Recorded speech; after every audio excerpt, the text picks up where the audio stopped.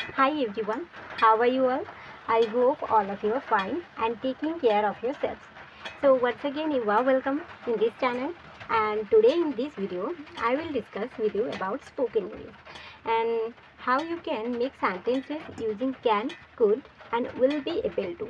Okay, using these three terms you can make sentences very easily. Okay, so now without any further delay, let's start our today's lesson. Okay. So can, which means in Bengali পারা, কোনো কিছু করতে সমর্থ হওয়া, তো সেটাকে আমরা বলবো ক্যান, পারা।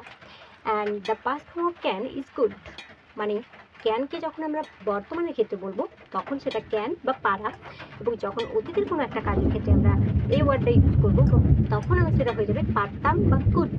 ঠিক আছে, এবং ফিউচারে কোনো একটা অ্যাকশনকে আমরা যখন বলবো যে আমার পক্ষে এটা সমর্থ ছিল বা আমি করতে পারতাম, এরকম একটা পসিবিলিটিকে বোঝাবো, তখন আমরা উইল বি এবেল টু এই টার্মটা দিয়ে একটা সেন্টেন্স মেকিং করতে পারি।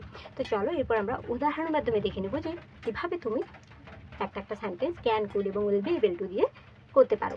তো প্রথমে আমরা বলবো I can sing a song, আমি একটা গান করতে পারি। তো এটা কি হচ্ছে, এটা প্রেজেন্ট, অ্যান্ড পাস্টে কী হবে, I could Singh a song. যখন এটা আবার ফিউচারে বলবো যে আমি একটা গান করতে পারবো বা আমি একটা গান করতে সমর্থ হব, তো তখন আমরা বলবো I will be able to sing a song, I will be able to sing a song.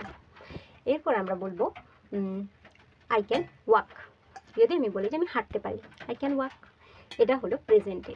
পাস্টে কী হবে, আই কুড ওয়াক, অ্যান্ড ফিউচারে I will be able to walk, I will be able to walk.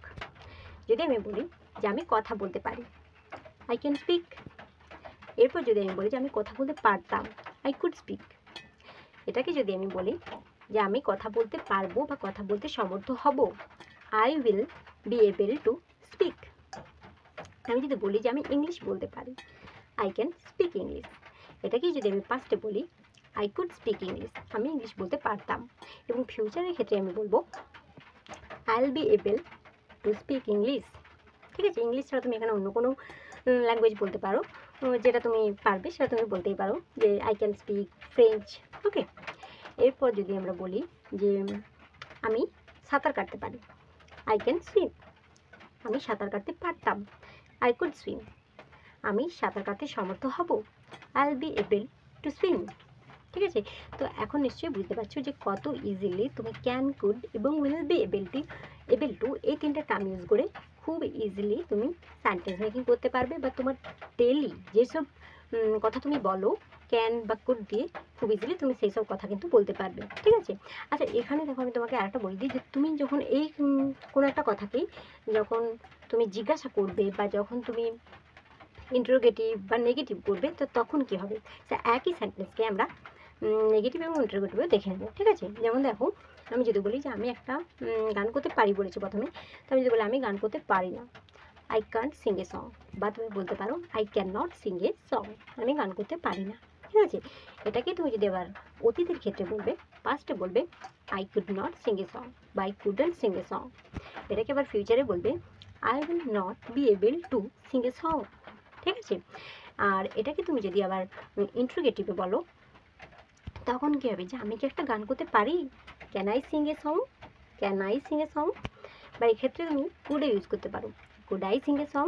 আচ্ছা এখানে দেখো আমি তোমাকে একটা কথা বলে দিই, কুড, এই কুড এটার বাংলা অর্থ আমি বললাম যে পারতাম। ঠিক আছে, তো এই পারতামটা কিছু ক্ষেত্রে আমাদের অতীতের কাজকেও নির্দেশ করবে, আবার কিছু ক্ষেত্রে আমাদের পসিবিলিটিকে বোঝাবে। পসিবিলিটি সেইটা যখন আমরা পসিবিলিটির ক্ষেত্রে বোঝাবো তখন কিন্তু সেটা প্রেজেন্টের ক্ষেত্রেও আমরা কুড ইউজ করতে পারি। ঠিক আছে, যেমন কুডাই, আমরা অনেক সময় বলি না যে এই কুড কি, ক্যান, কুড, এগুলো হলো একটা মডেলস। তো মডেলস দিয়েও আমরা সেন্টেন্স মেকিং করি, এবং কুড দিয়েও আমরা রিকোয়েস্ট বোঝাই, কুড দিয়েও আমরা অনেক সেন্টেন্স ইউজ করি যেটা প্রেজেন্টের হয়, কারণ সেক্ষেত্রে কুড এর অর্থটা হচ্ছে আমাদের সম্ভাবনাটাকে বোঝাচ্ছে, আমাদের পসিবিলিটি প্রবাবিলিটিকে বোঝাচ্ছে। তো তখন আমরা কুড দিয়েও সেন্টেন্স মেকিং করবো। ঠিক আছে, আর যদি বলি এরপর আমরা উইল বি এবেল টু, তো এক্ষেত্রেও তুমি প্রথমে কী করবে, ভার্বটাকে আগে নিয়ে চলে আসবে যখন তুমি ইন্টারোগেটিভে করবে। যেমন will I be able to sing a song, আমি কি একটা গান করতে সমর্থ হব, এটার বাংলাটা এরকম হবে।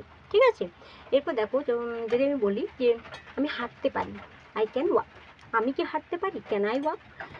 আমি হাঁটতে পারি না, আই ক্যান নট ওয়াক। আমি হাঁটতে পারতাম, আই কুড ওয়াক। আমি কি হাঁটতে পারতাম, কুড আই ওয়াক। আমি হাঁটতে পারতাম না, আই কুডন্ট ওয়াক। এরপর যদি তুমি এটাকে ফিউচারে বলো, আমি হাঁটতে সমর্থ হব, I will be able to walk. আমি কি হাঁটতে সমর্থ হব, will I be able to walk. আমি হাঁটতে সমর্থ হব না, I will not be able to walk. ঠিক আছে, তো আমি নিশ্চয়ই তোমরা বুঝতে পারছো যে কত ইজিলি তুমি ক্যান, কুড এবং উইল বি এবল টু এই তিনটে টার্ম ইউজ করে সেন্টেন্স মেকিং করতে পারছো। এবং এই সেন্টেন্সটাকে যখন তুমি ইন্টারোগেটিভ বা যখন নেগেটিভ বলছো, সেক্ষেত্রে কী হচ্ছে, সেক্ষেত্রে তোমার ভার্বটা আগে আসছে, তখন ইন্টারোগেটিভ হয়ে যাচ্ছে, এবং যখন তুমি নেগেটিভে বলছো তখন জাস্ট একটা জিনিস যুক্ত হচ্ছে, সেটা হলো নট। ঠিক আছে, তো আশা করছি তোমাদের নিশ্চয়ই ক্লাসটা ভালো লাগবে এবং মনে হবে যে না তুমিও পারবে খুব ইজিলি এভাবে ক্যান কুড দিয়ে। তো প্লিজ ট্রাই, বাড়িতে একবার চেষ্টা করো যে ক্যান কুড দিয়ে রেগুলার সেন্টেন্স করা, যে কোনো কথা তুমি বলার সময় এইগুলো ইউজ করো। অ্যাকচুয়ালি সবাই সবটা জানে, বাট প্রবলেম এটা হয়ে যায় যে আমরা ইউজ করি না। তো আমরা তো বাঙালি, বাংলায় কথা বলি, বাংলায় বলি, তো সেক্ষেত্রে কী হয় যে আমরা ইংলিশটা খুব বেশি ইউজ করি না, জানলেও ইউজ করি না। তো সেক্ষেত্রে একটা প্রবলেম হয়ে যায়, আমাদের হেজিটেশন চলে আসে, আমরা নিজেরাই চাইলেও বলতে পারি না। তো আমি বলবো তুমি একটু বাড়িতে প্র্যাকটিস করো, চেষ্টা করো, দেখবে তুমিও খুব ইজিলি যে কোনো জায়গায় ইংলিশে ফ্লুয়েন্ট বা at least you can manage okay to say anything in English. তো এটা ধীরে ধীরে তোমাদের মধ্যে চলে আসবে। So wish you all the best and stay connected. Thank you for watching.